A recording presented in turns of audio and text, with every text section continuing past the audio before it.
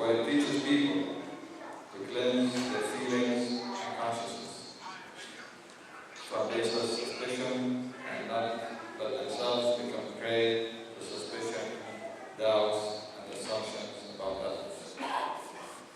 Dear brothers and sisters, the Quranic emphasis on prohibiting suspicion is because suspicion is the gate to other major sins by spying and backbiting and accusing other people of other sins that a person might use to affirm the suspicion. Similarly, if these suspicions are kept inside a person, then it can be used to harbor hatred and animosity towards others, which leads to dividing and corrupting the society. Both of these consequences of baseless suspicion are equivalent to following vice, which is forbidden because it corrupts life and faith. Imam Nawawi said, "Be aware that baseless suspicion is forbidden as backbiting. So as it is forbidden to talk ill about others, it is also forbidden to have ill thoughts inside you towards others." That is why the Prophet ﷺ ordered us to wean ourselves from following suspicions and getting attached to the illusion of doubt. The Prophet ﷺ said, "Beware of suspicion, for suspicion is the most untrue speech." Also, be aware that the worst suspicion is suspecting your Muslim brothers and sisters that are known for their modesty and honesty. Ibn Abbas said, explaining the verse, "Avoid much suspicion," that Allah ordered the believers not to suspect evil in other believers and made it a sin. As the Prophet ﷺ said, as we said previously, "Be aware of suspicion, for suspicion is the most untrue speech." In another hadith, Abdullah ibn Umar said that I saw the Prophet ﷺ circling the Kaaba, saying, "How good are you, and how sweet is your scent? How great are you, and how great is your scent? By the one who controls the soul of Muhammad, the sanctity of a believer is greater in the sight of Allah than your sanctity. His wealth, his blood, and to only think good about him." In another narration by Ibn Abbas, the Prophet ﷺ said, while looking at the Kaaba, "Allah has made one thing about you sacred, while Allah made the sanctity of the believer in three: his blood, his wealth, and not to have ill thoughts about it." This hadith implies that it is forbidden to have ill thoughts about others, similar to forbidding taking the wealth of others without any right. So suspicion can only be founded on undisputed, clear evidence.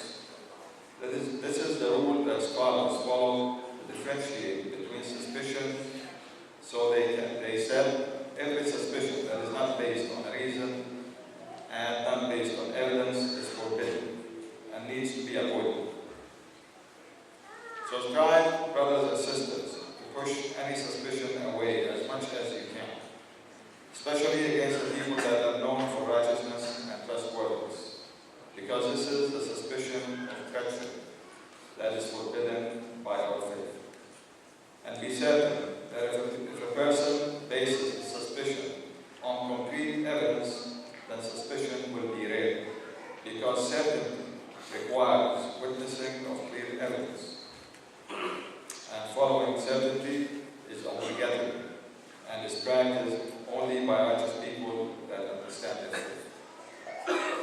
With respect to suspecting Muslims that are known to associate with questionable people, or ones that commit sins publicly and boast about them, that suspicion is not forbidden, because these people painted themselves with their actions, so they open themselves to suspicion.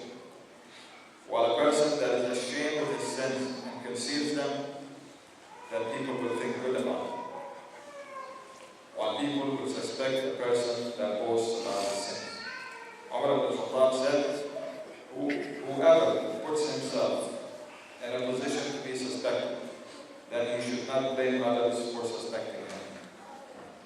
The same saying was narrated by Sayyid ibn Musayyib that he heard it from the companions of the Prophet ﷺ. So a person boasting about his sins and hanging around suspicious places and mixing with suspicious people will lead to bad suspicions. Also, the companions of the Prophet ﷺ added to that list of actions a person not caring about prayers and continuously not performing his prayers in mosques. And they said this is a sign of hypocrisy. Ibn Umar said, if we did not see a person in Isha prayer and in Fajr prayer, we used to suspect them with hypocrisy. Dear brothers and sisters, after these rules to distinguish between allowed and forbidden thoughts and suspicions towards others, it is worth noting that people who are suspicious of others without cause, they sin against Allah by disobeying His order of not suspecting others. The Prophet ﷺ said, whoever suspects his brother, then he has sinned against Allah, because Allah said, avoid much suspicion.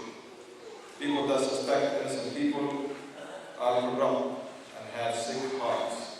Imam Ghazali said, be certain that a person that suspects and spies on others has a rotten inner self that colors his views of others.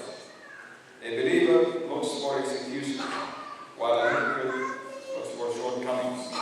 And a believer has a healthy heart with good thoughts and intention towards others. Umar ibn Abdul used to measure people with this scale. So if the name of a person was mentioned in his presence, and this person was described with righteousness, he would ask, how does he behave when his brothers are mentioned to him? If he was told that this person criticizes and disparages them, he would say, this man is not like what you have described. And if he was told that he praises his brothers, he would tell them, this man is righteous, as we have mentioned, inshallah. May Allah protect us from suspicious locations and purify our hearts from suspicion and our mouths from the flesh of other believers. Inshallah, next week we will discuss the thoughts of Allah and His Prophet and the remedies that the faith recommended to save us from these sins. At the end, the Imam made a comment asking mercy for the three Muslim students that were killed in North Carolina.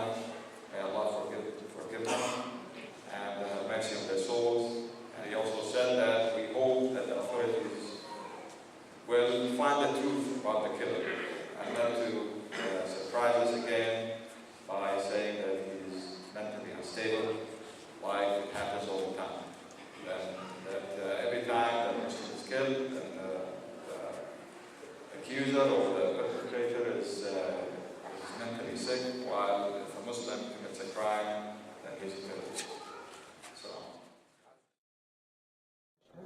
أشهد أن لا إله إلا الله وأشهد أن محمدا رسول الله. تكبير. I bear witness that there is no God but Allah. And I bear witness that Muhammad is his messenger. تكبير. Thank you.